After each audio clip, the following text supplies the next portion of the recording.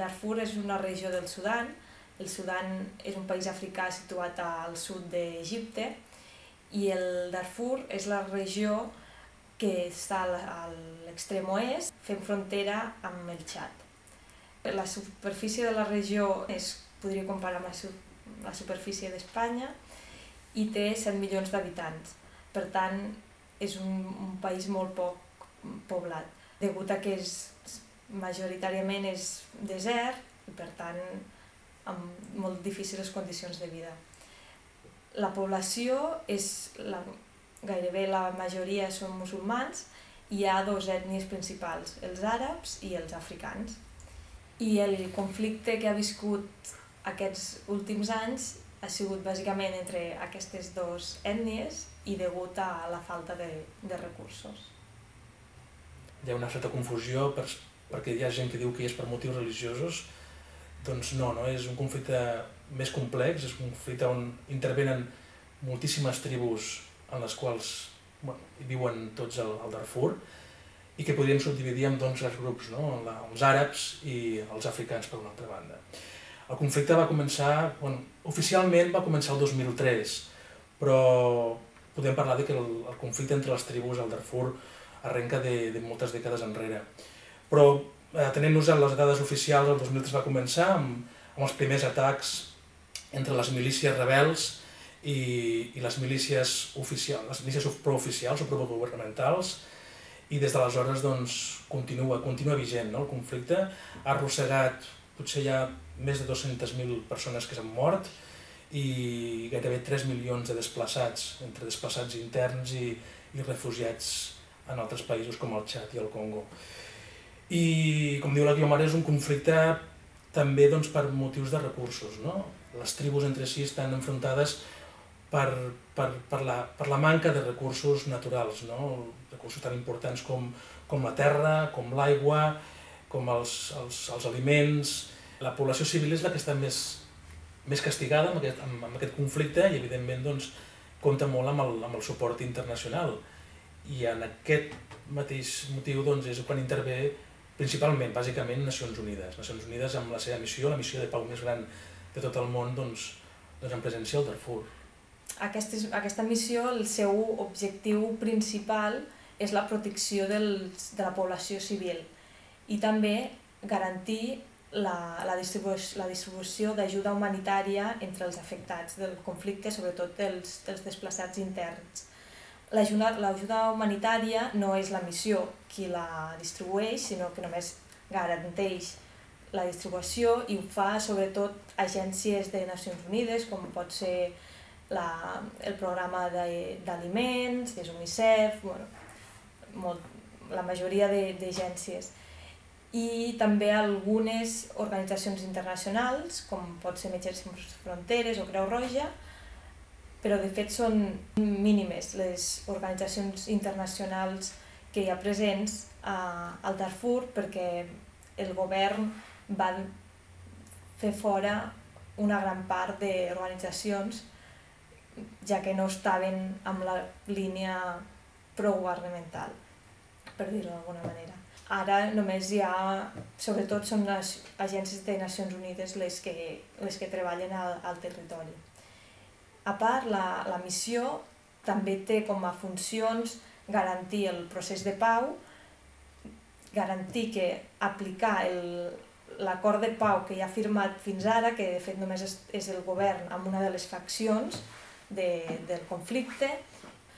però hi ha moltes més que encara estan en acció, que encara hi ha moltes lluites tribals i totes aquestes faccions no han firmat mai un acord de pau. I el que s'està intentant ara és que un nombre més gran de grups armats s'uneixen al procés de pau i això la ONU ja està contribuint. A part també la missió té la funció d'intentar millorar les relacions entre el govern del Txad i el govern del Sudan i a part una de les noves tasques és promoure la recuperació econòmica de la regió i potenciar el desenvolupament, ja que està degut al conflicte i degut a la situació, a les dificultats de clima, del terreny, doncs és una regió, podríem dir que encara molt empobrida. Però a mi amb el que em sorprèn molt més de tot això, de tot plegat, del conflicte en si, són dos aspectes, no? Una és la llargada en el temps, és un conflicte que un dels més llargs en termes històrics, perquè de moment portem oficialment 7 anys de conflicte sense resolució, sense un futur massa clar de com es resoldrà aquest conflicte, per una banda això, i per una altra banda també és la repercussió en els mitjans de comunicació, no? És un conflicte oblidat, pràcticament oblidat. Va tenir un cert ressò als primers anys, el 2003, sobretot per el gran impacte humanitari que va tenir el conflicte, però a partir d'aquí han anat passant els anys i els mitjans de comunicació pràcticament s'han oblidat, excepte comptades ocasions en les quals algun personatge famós visita la regió. El tema de la comunicació és aquí on nosaltres entrem a l'hora de sensibilitzar la gent. Nosaltres, tot i que treballem al Departament de Comunicació de les Nacions Unides i la nostra obligació, primer de tot, és publicitar i mostrar a l'opinió pública què està fent les Nacions Unides allà, quina feina està fent, també tenim la part que no poden cobrir tots els periodistes, que és la d'ensenyar realment en quina situació ens trobem, d'explicar a l'opinió pública en quin moment es troba la gent que viu allà, les necessitats que té, en quin punt es troba el conflicte, les negociacions, i aquí és on entrem nosaltres dins del Departament de Comunicació de UNAMID. Sempre des d'un punt de vista imparcial,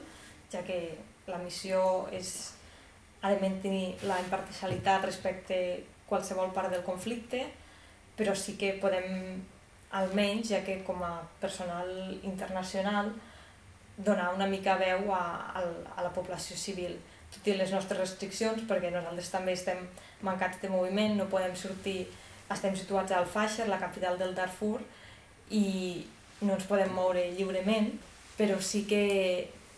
dins de l'estructura i les infraestructures de la missió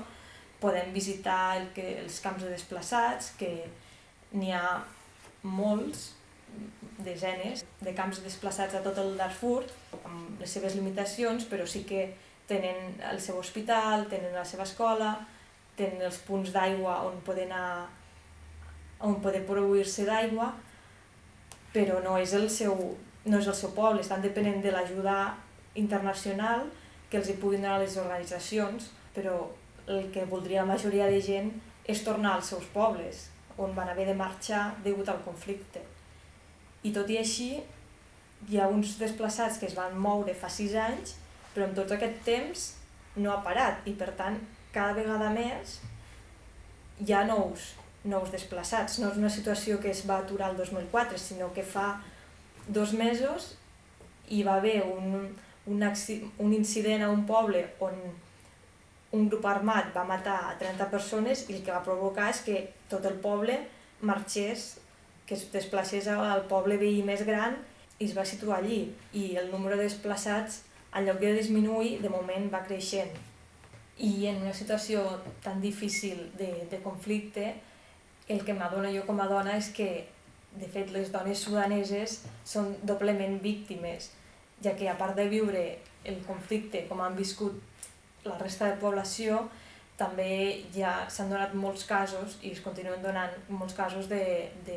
violència de gènere, sobretot de violacions de dones i nenes. La sensació que em dona a mi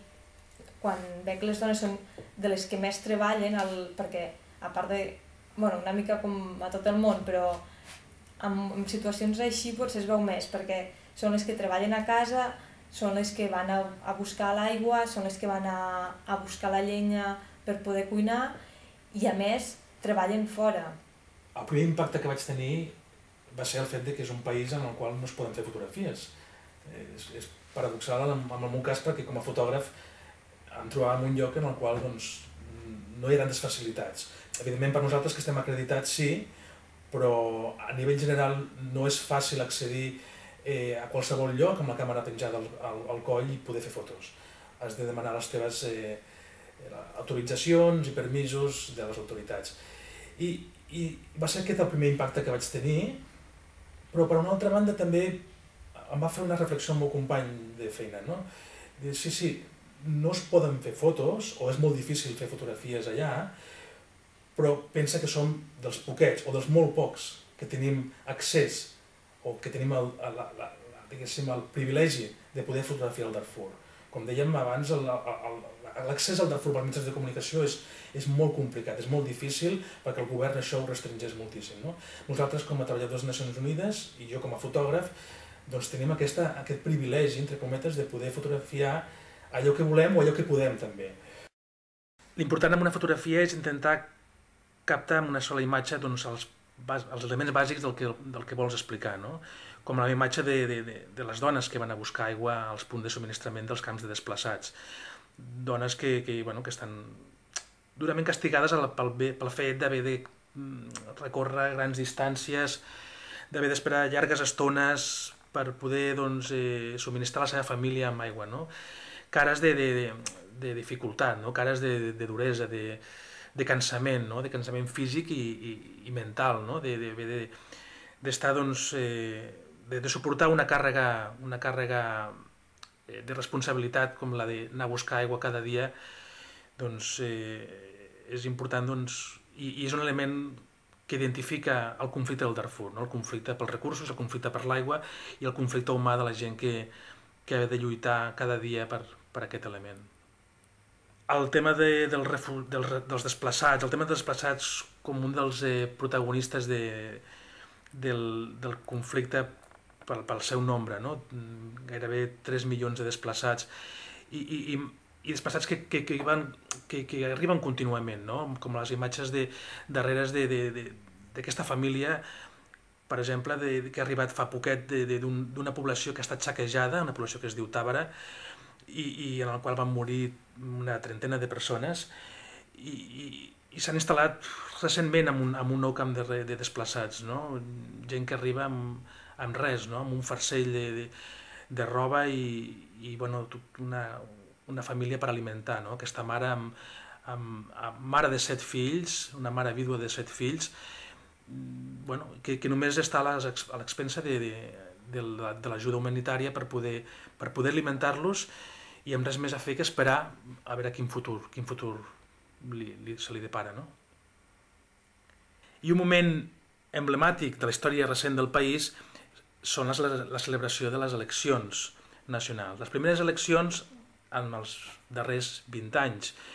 i en aquesta imatge és molt representativa perquè hi ha un soldat custodiant el col·legi electoral en un camp de desplaçats.